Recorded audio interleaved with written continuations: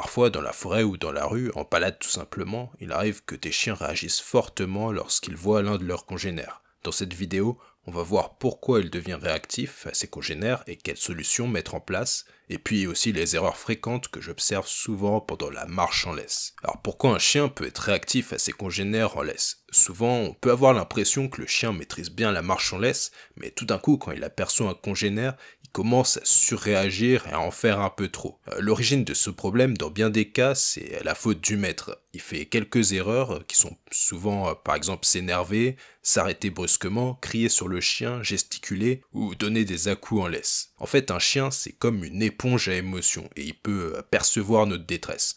En agissant de cette manière, vous lui donnez l'occasion d'associer la présence d'un congénère avec une émotion négative. Dans ces conditions, on ne peut pas s'étonner qu'il devienne réactif. Pour régler ce problème, la solution tout simplement, c'est d'aller le sociabiliser, l'habituer ou le réhabituer à aller voir d'autres chiens, et en fait c'est une sorte d'exercice de sociabilisation. Plus il jouera avec d'autres chiens et passera de bons moments avec eux, plus il associera ses congénères à quelque chose de positif, et plus sa réactivité à leur présence disparaîtra.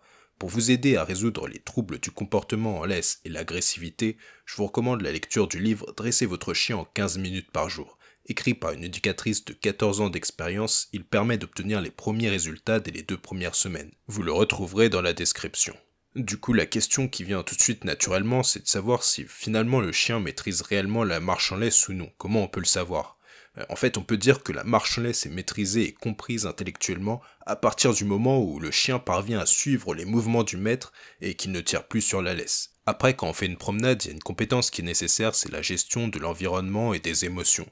Après, il faut savoir que tous les chiens ne sont pas égaux face à cette compétence, parce que par exemple, les bergers suisses ont besoin d'être plus introduits à leur environnement et de mieux le connaître pour bien développer cette compétence. Et il n'y a pas que le chien qui entre en ligne de compte, il y a aussi le maître et sa capacité à ne pas faire les erreurs que j'ai mentionnées plus tôt dans la vidéo. En fait, les erreurs les plus fréquentes que j'ai pu observer dans une marche en laisse classique sans éléments perturbateurs, c'est par exemple parler à son chien pour qu'il parte du côté vers lequel vous souhaitez aller, au lieu de faire en sorte qu'il devine et suive votre mouvement, donner des à-coups brutaux sur la laisse, et crier et s'énerver et bouger dans tous les sens. Sinon, si vous sentez que votre chien est assez stressé durant les balades, aidez-le à se sentir mieux avec une phéromone 100% naturelle que je vous recommande dans la description. En résumé, la réactivité du chien au congénère est souvent due au fait d'erreurs commises par le maître. La marche en laisse est un concept simple à maîtriser pour le chien, et le livre « Dressez votre chien en 15 minutes par jour » que j'ai mentionné et qui est dans la description permettra à votre chien de la maîtriser en un temps record. Et puis, je dirais qu'il faut que vous restiez serein devant votre chien